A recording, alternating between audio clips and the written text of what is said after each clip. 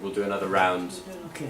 We've got one down here as well. You can be first next time round. The first question that we were talking about, I'm going to just pick up particularly on the issue of the Orthodox Jewish community, which is not a monolithic block either.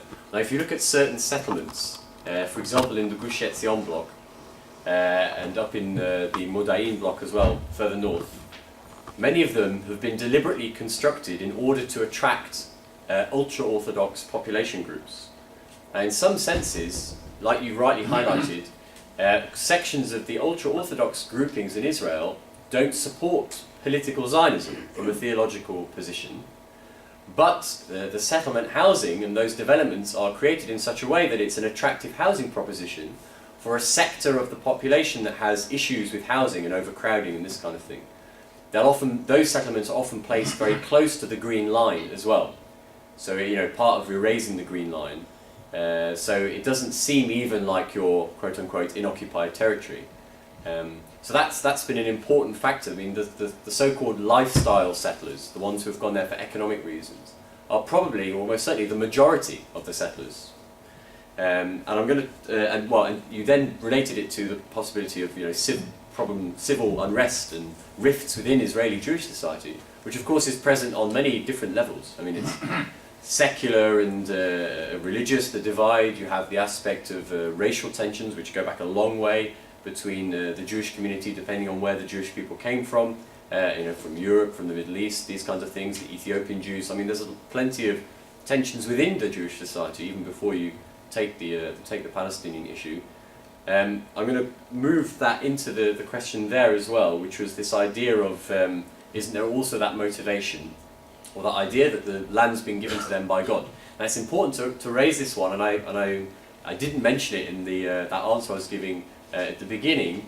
I probably didn't give that as a reason, because actually when you go back to the founding fathers, if you like, of political Zionism, many of them were secular. Many of them weren't actually doing it, personally speaking, because of that reason, although they saw the obvious usefulness of that as a rallying cry. But certainly for many Israelis, and this will be borne out in surveys for many Jewish Israelis, that idea is present in their understanding of a reason for the state of Israel and their presence there. Now, it might not necessarily be like it is for the religious nationalist settler movement, something that makes them go out and grab the hilltops in the West Bank, but it still might be something that they have in their consciousness as an idea and a justification for what's going on and the establishment of the State of Israel. The last one here was about from what I understood, it's about the potential for civil and human rights groups within Israel, correct me if this is what you meant, in opposing certain policies and challenging certain policies. You cited the expulsion of 4 East Jerusalem Palestinians. Yeah, and you also began that by saying, thanks for mentioning the work of Adela.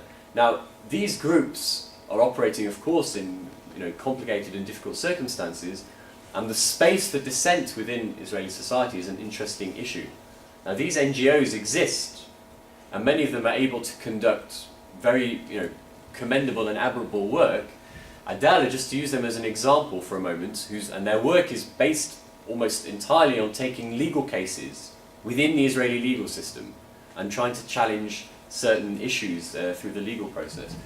And they would be the first to acknowledge the tension that exists in pursuing that particular path and the limitations of pursuing that particular path. So these NGOs, they have the potential to do certain things. I mean, this last week, for example, Adala and ACRI, the Association for Civil Rights in Israel, they actually got a victory of a sort, in that the High Court, the Supreme Court judge, ruled in favour of something that they had submitted years ago, challenging a discriminatory policy relating to the distribution of income tax benefits. Now, after years, they get this ruling in their favour, and the state of Israel is challenged by the court to do something about it. The problem, of course, is A, how is that implemented, or if it's implemented? Because there are other cases that are dragged on for years, and the state asks for a year extension, and the court agrees, etc., etc. And the second problem is that the courts at the highest level won't challenge fundamental political, ideological issues to do with the Jewishness of the state, for example, or to do with the idea or the role of groups like the JNF and the Jewish Agency, and those kind of key core elements. So there's that space that exists, right? There's that space exists. It's a bigger space if you're Jewish as well. You know, someone like Palestinian non-governmental organisations have a tougher time. Some of them suffer, you know, political repression, but that space does exist, and to the extent that it's there, those people who are, you know, opposing those apartheid policies from within try to maximise the potential of that space. But it's, of course, you know, limited for these kinds of reasons. All right, another round of questions. And there's a gentleman down at the front.